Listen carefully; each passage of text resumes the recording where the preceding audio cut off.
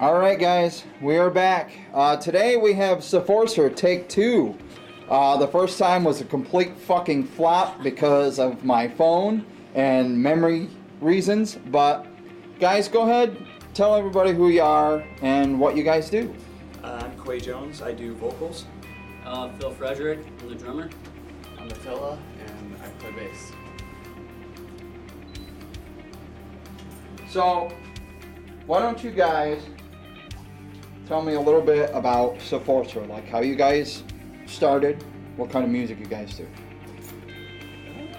You're the only OG member here. Well, pretty much, me and Bryce Vanderwerk, he's not with us right now, I believe he's working.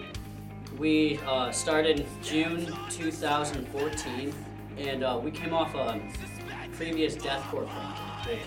It was fun, we almost got some touring, and then that ended up ending for the better. And then, so me and Bryce worked together for about 6 to 8 months, and we wrote our first song, Medio Forensics, which hasn't been released yet, but I'm excited for all you guys to hear. It's one of my personal favorites. And so about 6 to 8 months into it, we're like, all right, we need to start finding some members. This music's really great. Started, hitting more progressive stuff, which, you gotta love it. And so Quay, we tried out a couple of vocalists previously, and then Bryce actually came across Quay, and it was just kind of like this random dude in PA, and then I was like, all right, let's check it out. He sent us a couple of covers that he did through Facebook, and I was like, all right, the tone is really nice and really good vocal style. So. But I mean, yeah, the quality of the videos weren't too hot. I've noticed that's one thing. If you're doing things by a phone, which obviously I'm guilty of, sound quality is always stuff. It's just right out the window. So yeah, I mean, even some of the drum covers I've done, the sound quality is terrible, but you deal with what you got, The big thing is getting recognized through that too. Is if you don't have the quality, everyone's going to take it serious. Yep. So we're gonna try to bring you some good quality. I've never taken any video editing class or engineering or anything. So this is just all shit knowledge. I just started doing this one day. So, but Sforcer, you guys have any shows coming up?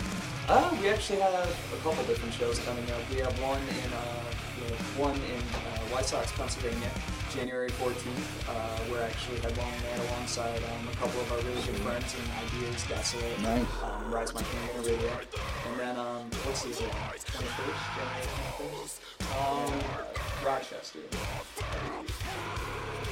Not 100%, actually. I should probably get up to date on that. The guys in the band don't even know when they're playing. So, why don't you guys tell us a little bit about what you guys do in the band? Individually? Individually, yeah. Really, just as a lyricist and vocalist, I try and keep all my lyrics relative in a way that a lot of people can understand. I try and stick to a perspective base. Keep everybody, in a way that it can pertain to other people's lives, and try and really touch base on the reality of a lot of hardships that you can encounter through life. And as far as lyricisms, that's pretty much the entirety of what I do. I just try and keep everything to a relative nature. As far as just being a vocalist, I'm hoping that it sounds alright. Yeah, I mean that's honestly the entirety of my side of the whole thing. So, as the drummer, I've actually been working with Bryce since we were both 12 or 13, and we formed good chemistry.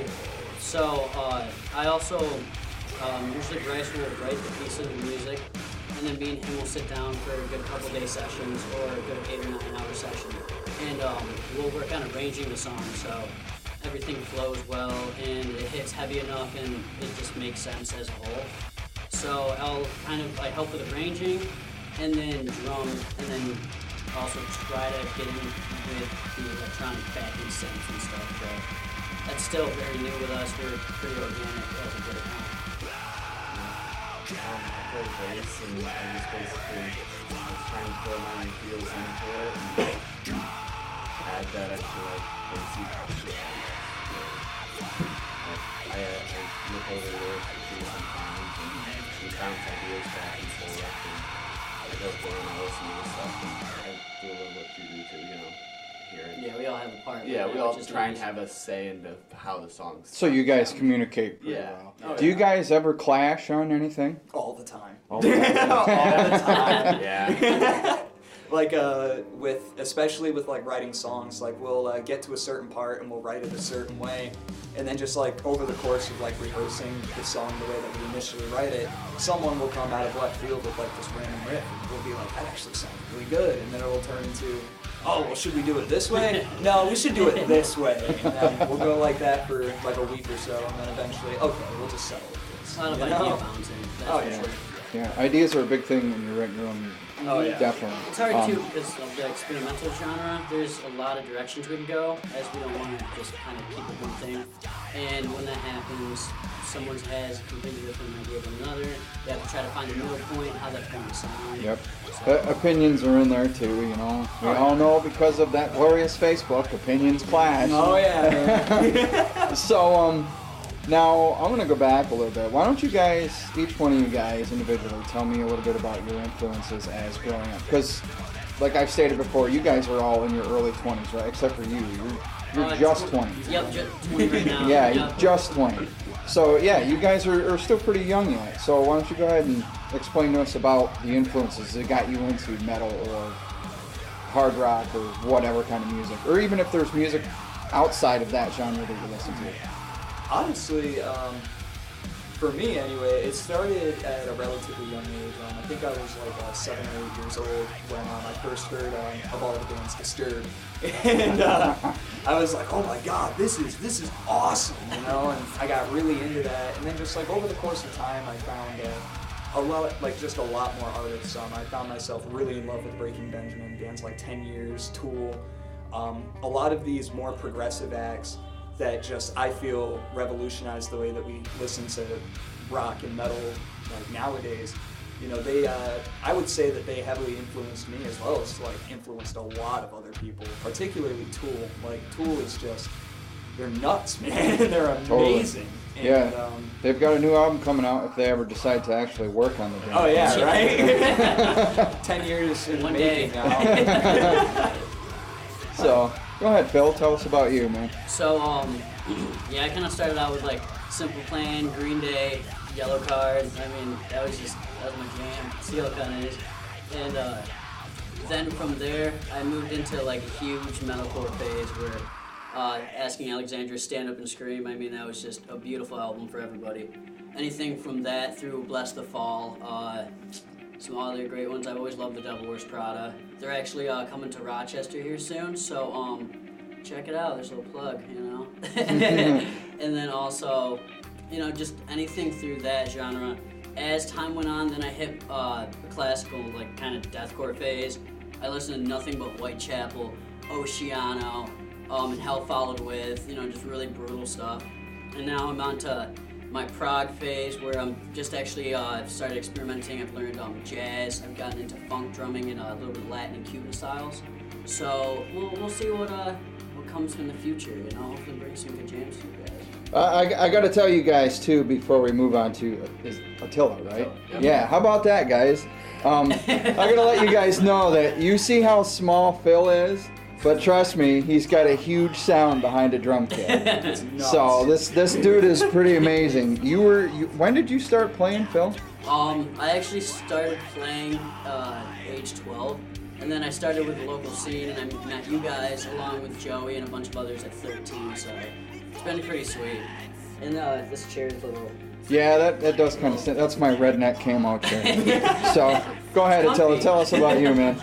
Well, I was raised mostly on like classical and the Beatles, what my parents listened to, and as I got older, I picked up Guitar Hero, and that's really what got me into metal, because they showed me bands like Black Sabbath, Iron Maiden, all those classic guys, and I sort of started in the 80s, and I just progressed as I got older, moved up through the decades, really, and now I'm listening to whatever comes on, mostly. Those guys are technical as shit. Periphery is like, what? It's inhuman. Yeah, my brother's like, dude, you want a technical drummer? Check out Periphery. And I listened to him, I'm like, I'm not even gonna attempt to play. I would just butcher it. I've honestly been stemming away from listening to metal a lot lately. The new electronic wave of music, like a couple artists, Bloom, Odessa, been taking a huge flow of lyrics to do just what they how they're able to modulate the synths and the sounds. So it's all fun fact. Cool. So, you guys obviously heard Quay talking about lyrics and stuff like that. Obviously, you're the vocalist, you're the drummer, and you're the bass player. So why don't you guys go ahead and tell us a little bit about the gear you use? Sure, SM58 preferably. Unfortunately, I do not personally own one at the moment. I'm stuck with a Radio Shack mic, and it's heartbreaking. Now you do, brother. No. Yeah, I told you I had something for you. No. Oh, dude. Yep, it's been Thank used you. just a handful of times. You're welcome. Dude, yep. thank you so much. Absolutely. Yep. Thank you. Yep. I No. understand. The money's hard to come by. So, Dude. and I blow a lot of You money gotta on people. come into the shop real quick. Yeah. Thank you. You're welcome. Thank you so much. Absolutely. Yep. Oh man. Dude, holy crap. Yeah, this is the way to go. If you're looking for a high quality mic that will give you promising sound and that you can actually beat the shit out of, this is the mic to go. I'm not saying I'm gonna beat the shit out of your mic. It's not intentionally. Well, it's your mic now, so I don't care what you do with it. So, Phil, go ahead and explain to us about the drum stuff you use. So, I'm a big fan of birch shells. Right now, I have a birch. I believe it's just a black onyx snare. It's $100 brand new, but it has a really awesome pop snappy sound. It's I think it's 7-ply birch.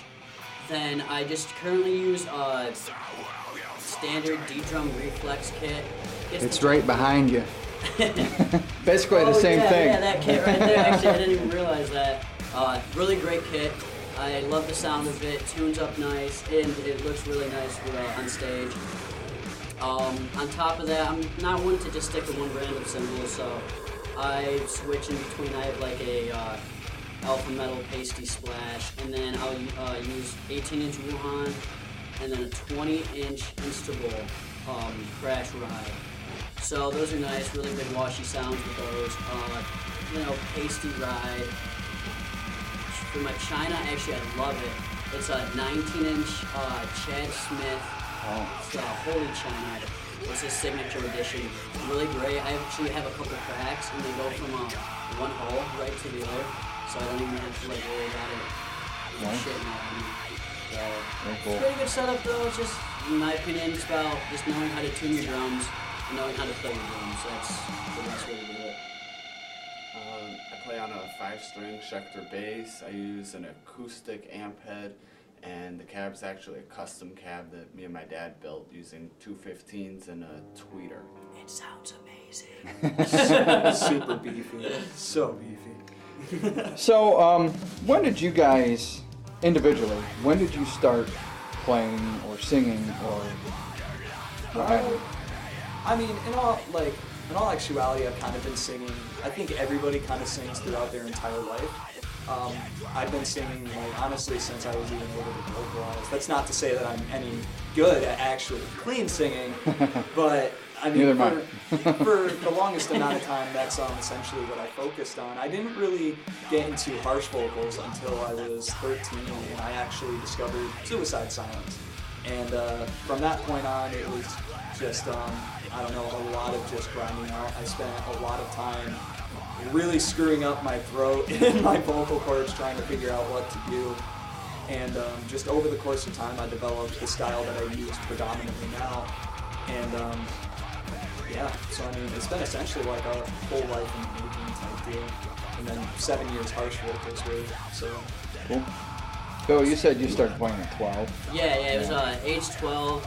Actually, I love it. I would just love to get back and affiliate myself with them somehow. As Rock Band and Guitar Hero got me into music, I like to say, because once I found out the drum kit came out for Rock Band, going from the guitar to that, I just instantly fell in love. A couple of years with that, I got a really, really cheap kit for like $700. It was. I felt bad. Now coming back, and my dad got ripped off pretty badly. But it was a great, you know, it just. Well, I'm sorry. It was like a really bad stock kit, no brand, paper thin heads that sounded like paper. It was fun, but you know, made it work. And then the first song I actually learned was Thunderstruck. AC/DC. I think AC/DC is like one band that everybody kind of learns from. Mm-hmm. Good timekeeping band to practice with. Yeah, and I just remember hearing that too, and I was like, dude, I can do that. No way I can't do that. And then just practiced with my buddy Tyler and got it done. Been playing ever since though, and hopefully keep growing. Cool, man. I started playing flute when I was 11, but I started playing guitar and bass around 12, 13. Around when I started playing Guitar Hero, and just sort of kept playing from there. On that note, this dude isn't just an amazing bassist. This dude is an insane guitarist. Like, he's not just limited strictly to one. Like, this dude is all over the place. Like, I've noticed we have many talented musicians in the area. Yeah. So, Definitely gonna shine some light. now talking about influence-wise, somebody that you know personally, has there ever been anybody that's kind of like said, this is what you should do, or here's your first guitar, or whatever? As far as like locals go, and a lot of people in this scene know who I'm about to say. I originally started off. I didn't really just jump right into the local scene at a young age. It actually took a lot of time. I didn't even get involved in with the music scene until I was like 18 or 19. Honestly, when I first got into this band. But for like 4 years leading up to that, I was a very frequent visitor of Hot Topic in the mall, and met a man named Joey Lanzalotto, and he always, every time I would see him, he'd ask me, are you still doing your vocals? Are you still trying to get into music and whatnot? And honestly, Joey is also a big part of the reason that I got into this band, because he informed Bryce that I was a vocalist, and then I went and talked to Bryce, and now I sit here today. And so a lot of my thanks and a lot of me being involved in this scene actually goes to Joey. And I know that it's the same for a lot of other people. The man has been really, really beneficial and a very large helping hand to the local scene. And, it's just a great guy. Joey, on that note, Joey is the fucking man. Growing up, so when I first got in the scene, about like age 13, it was funny. I actually the first band I was in, Oath of a Tyrant, with Chris Clark and Matt Dickinson. And Chris, I do give him credit for helping me get into the scene and working with him in the band. He helped me learn a tremendous amount about drumming and how I helped learn. Well, he helped teach me what I want to learn, if that makes sense, because I didn't really know. I was so new at just the style and playing instruments in general. In music, there's so much to it. But Joey, so once I was in the scene, Joey and Nick Dye, those two guys helped me out and helped me form my sound, and they would help me form my drum kit and flatter toms and help me with rolls and weird ride placement and a little bit of tuning. And between that and just being a great friend for both of them, extremely awesome influences and just great friends in general. And so I'd say Chris, Clark, Nick, and Joey for sure. Cool. Cool. My dad was a big part in getting me into music. He gave me my first guitar. I remember taking guitar lessons with him. I do have to give props to Joey though, too. He's a huge reason why I'm in the band. I remember I was walking into Hot Topic and he asked me if I was looking for a band. I said, yeah, and he hooked me up with Bryce, and same story basically. Take that as a no. Joey is the fucking. So, have you guys ever taken any lessons, any vocal, drumming, or bass, guitar, whatever? Yeah, I've taken lessons through school for guitar, bass, vocals, tuba. I've taken private lessons. I took lessons from my dad. So yeah, I've taken. Man of many talents, folks. So I was self-taught until about 2 years ago. I picked up rudimentary drumming, and then also I picked up a little bit of jazz, funk, and Latin styles through my major that I actually performed for next semester at FLCC. And it's just starting to rub off on my metal drumming, and I'm starting to combine each influence that I have in my club now. But for the most part, I do still give myself the credit of just being self-taught, because I mean, except rudiments, you're a drummer. Learning rudiments. Learning the hard way right now. Yeah. Aside from that though, definitely really happy with everything I was able to teach myself in just 5-6 hours a day, get home from school and just really apply myself to the kit. And just hard work pays off if you're self-taught or if you're being taught. Absolutely. Just keep it original and keep growing with it. Totally. Quay? I actually am 100% self-taught. I rely a lot on the Melissa Cross and screaming and a lot of her techniques that she teaches throughout that DVD. A lot of the techniques that she actually uses for just general warm-ups I still use today. I use a lot of her techniques actually when performing live. Recording isn't exactly the same as performing live. I mean, obviously you want a lot of the quality to be there during recording, so I try and just like stick strictly to what I'm 100% familiar with in like my customaries. And then when performing live, I rely a lot on the things that I learned through the Melissa Cross Center screaming, as far as like diaphragm control, pitch control, and really keeping your body like under focus and under control, so that way you're not overexerting or doing styles or techniques that can be harmful to you.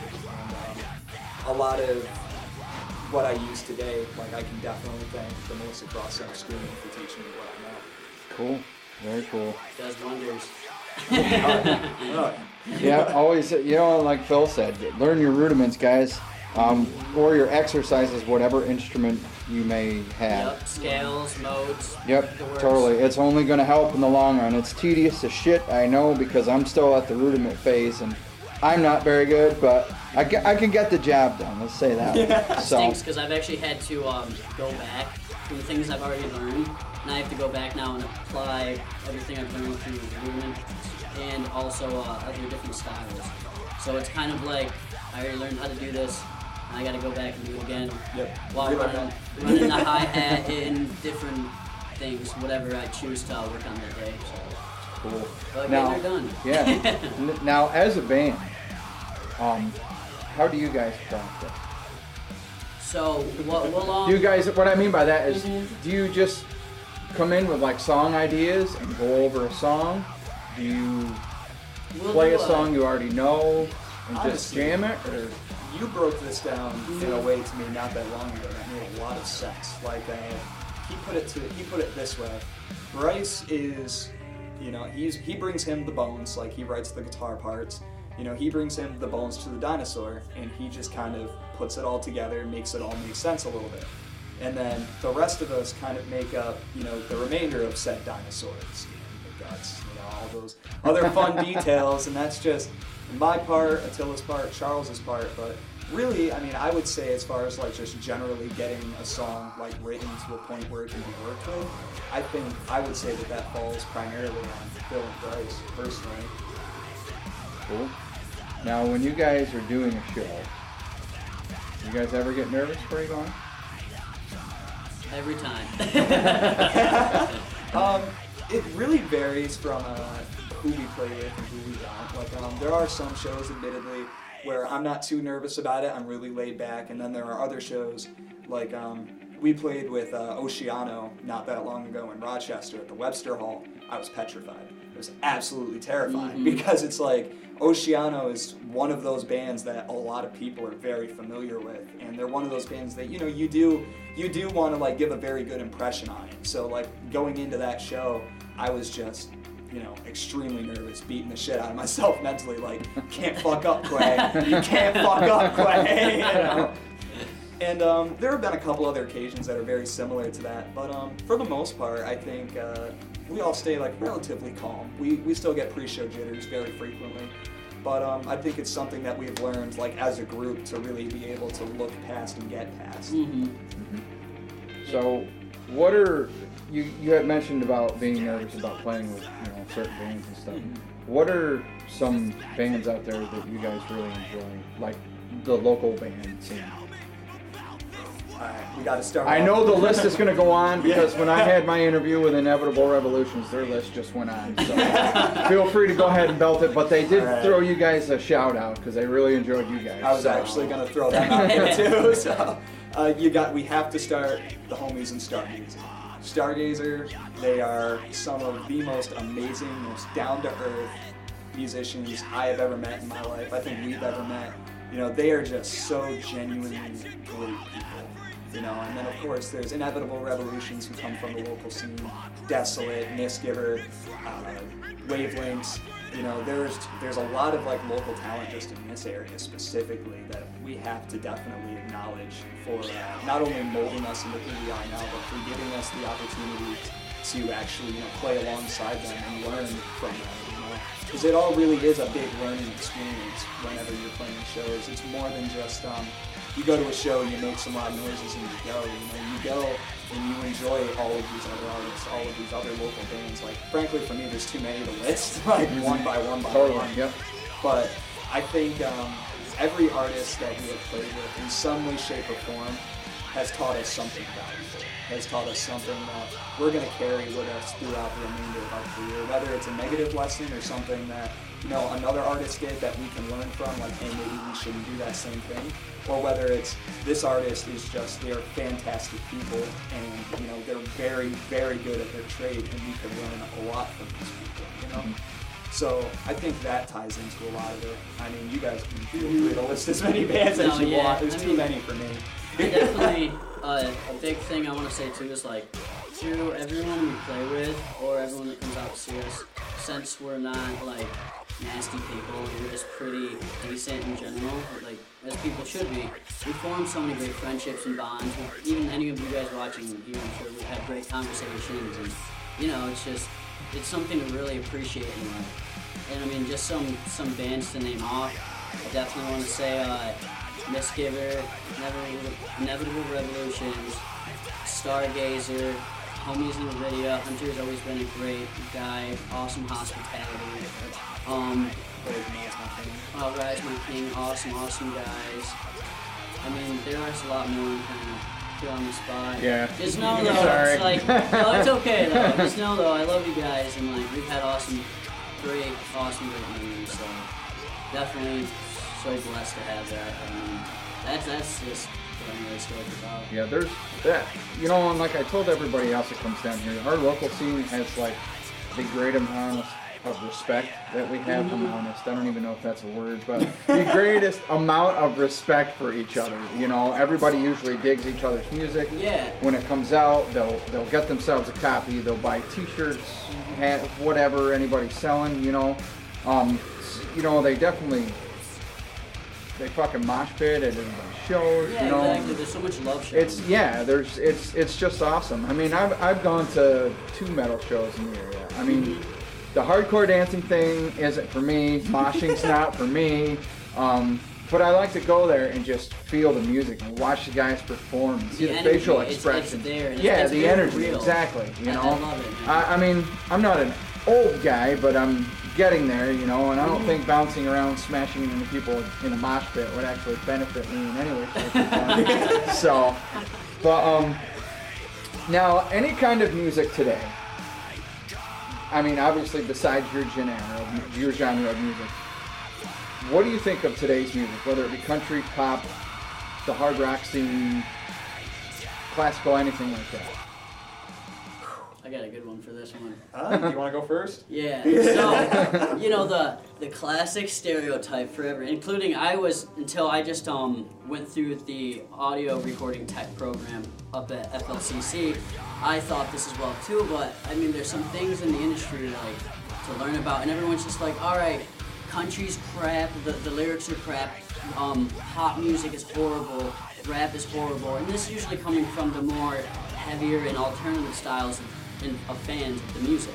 And I still think the same as, like, I'm not going to put on Justin Bieber, and I'm not going to put on Keith Urban, but I have realized that within these songs, the formulas that they've written to, it's actually very clever because it does like attach to our brains, and it is very catchy. I mean, really catchy choruses, and you remember the song, and then eventually people like it, whoever likes it in the bunch. I mean, and I do respect those genres for that. Now, what I don't respect is like the lyrics and the negativity and the profanity spread. I mean, even I'm a huge rap hip hop fan, and like old school hip hop, way better and more informative than just what's going on in today's lyrics. I mean, I hate to make examples, but like Nas compared to like Lil Wayne. I mean, that's a huge like, thing right there. So, I mean, I give the compositions credit, but the vocal lines and the criteria inside the vocal in general, they not really with it as much. That's just what I have to say on that. I think there's a lot of oversaturation. I think that where there are definitely like a very large amount of original artists, out there that put out some extremely amazing music. Like I myself, I'm also a big fan of a lot of hip hop. I'm a fan of some country. It's not my genre of choice, but I'm a fan of some of it. And when I say oversaturated, I mean that a lot of the artists that do come out that, just are kind of looking for a quick ticket to the top, if you want to put it that way. I think that they kind of mimic what you see a lot of other artists do. Like particularly a lot in hip hop is like going to lyrical content.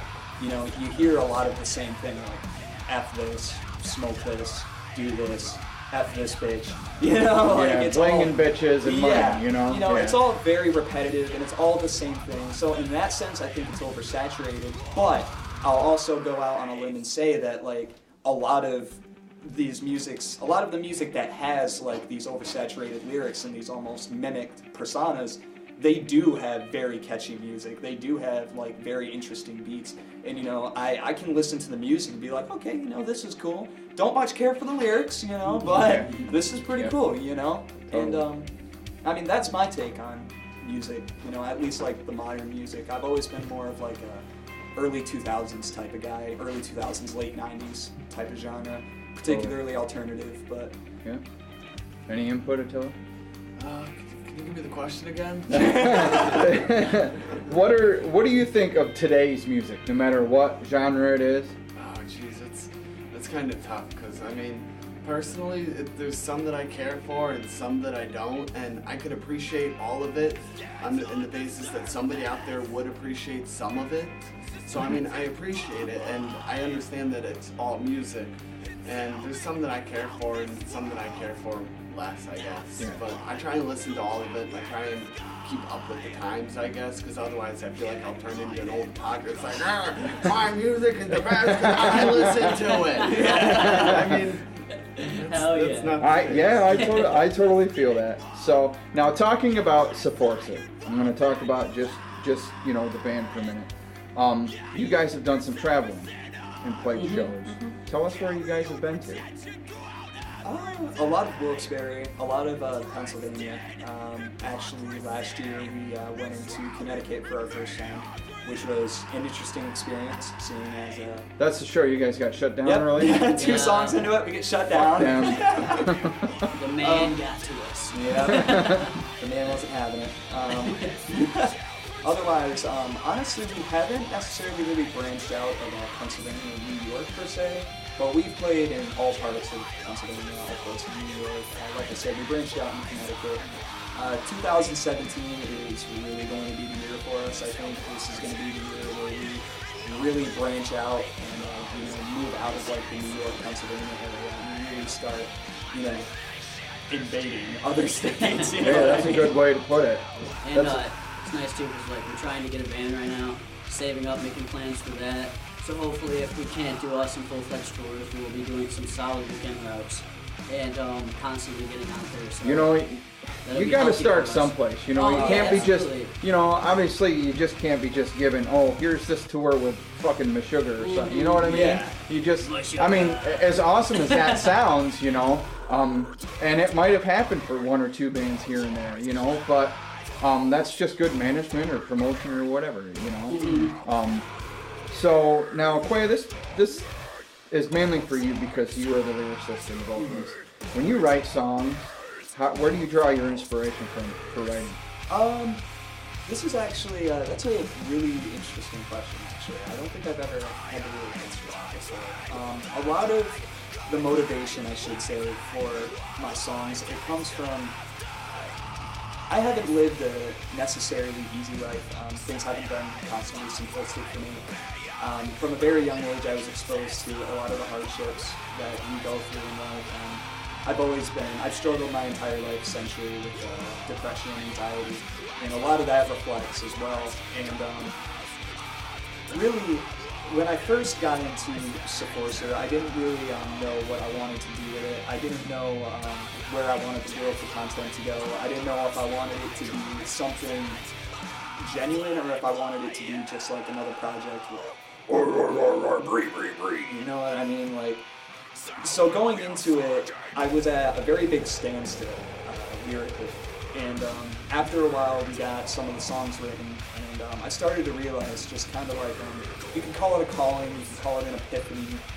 I just, I really wanted to do something to give back, and lyrically, I write all of my songs at this point, and I have, like, since I decided this is what I wanted to do, every song, like, throughout, you know, the songwriting process, I write it all pretty much in the same rhetoric.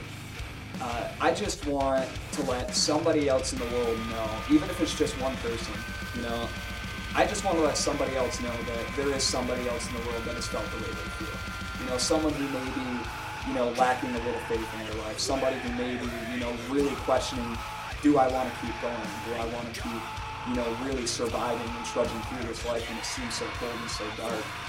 And I just want to provide that person, you know, some kind of comfort, the way that music provided me comfort and sanctity. You know, whenever I needed it, I could always just put my headphones in when I was sad and just space out into, you know, Silent Planet, Dayseeker, Tool, 10 Years, you know, any of those bands that really inspired me. And I just want to give that back, you know what I mean? I want to do that same thing for somebody else. And a lot of that, you know, comes out in my lyrics. I don't just write about any particular thing. Like, not every song is written like, I'm so depressed and yada yada. You know, some of the songs are written about, you know, very genuine things that happen to people. And it's unfortunate. Like, going on to Medial Forensics that was mentioned earlier, that song is actually written about Ferguson and the rioting that went down there and all the lives that were hurt. And everyone that was, you know, touched in a negative way by that atrophy, you know, I wrote about that and the way that that made me feel and how I can see that it made other people feel, you know? And honestly, that's just one example. There's way too many for me to go into. But that's essentially why I do what I do and why I write the lyrics that I write. And it's more than just, I just want to write music. It's more like, I want to do this with my life and I want to positively impact somebody else's. I want to make a change to somebody else the way that music made a change to me. Cool. Yeah, I totally understand. Now, if there was one band that Seforcer could tour with, who would that be? I'm sure you might have differences of opinion. We all have different answers for this one. Well, I'll tell you what, individually, why don't you go ahead and tell me who you'd like to? Silent Planet. I would love to tour with Silent Planet. Yo, Volumes would be sweet. I'm stoked for the new album. I hear it's coming out in February. Let's hope. I'd say Tool. Yeah. Tool. Yeah. That would be pretty cool. Absolutely. So, and my last question for you guys tonight, and Quay, I know you probably don't remember, but do you guys have any words of encouragement for upcoming musicians or your fellow musicians that are out there today? Don't fucking stop. Keep fucking going. Don't let anybody tell you that you're not good enough. Don't let anybody tell you or try and dissuade you from trying to pursue your dream. You're going to hear a lot of people tell you, oh, why don't you try and do something real in your life, something more beneficial. But you know what? You want to look back at your life later on and you want to say you took those opportunities. You want to say you fucking did it. You don't want to lay on your bed later on in your life and say to yourself, I had the opportunity to do this and I chose not to. I should have taken that chance. Exactly. Yeah. You know, Yep. like take it by the hands and fucking dance with it, man. Like, don't let anything stop you from doing what you want to do in your life. And I mean, that doesn't just go for music. That goes for, honestly, anything. Whatever you want to do. Yeah, whatever you want to do. Like, just grab it by the horns and Do go it. for it. Yeah. do it. Yeah, I'd say personally, anytime I get down, I was kind of bummed once I realized like how beneficial lessons would have been to my learning experience. It's okay though, because from ages like 13ish to 20, I've learned so much in 7 years. Well, I can't imagine how much I can still learn from 20 to 27. So I guess you could apply that to your life as well, how much you've already learned, and then think about how much you can learn in 5 years. So you always have time, and don't stop growing. When you stop growing, that's when, you're starting to lose the battle. So keep at it. I believe in you. Don't stop. Totally. Well, through the eyes of the unknown, today we have Supporter, we have Quay, we have Phil, and we have Attila. You guys be sure to check them out on Facebook. I'm going to throw a link down in the description. Happy holidays, guys. Merry Heck Christmas. yeah. Merry Christmas, Merry guys. Christmas.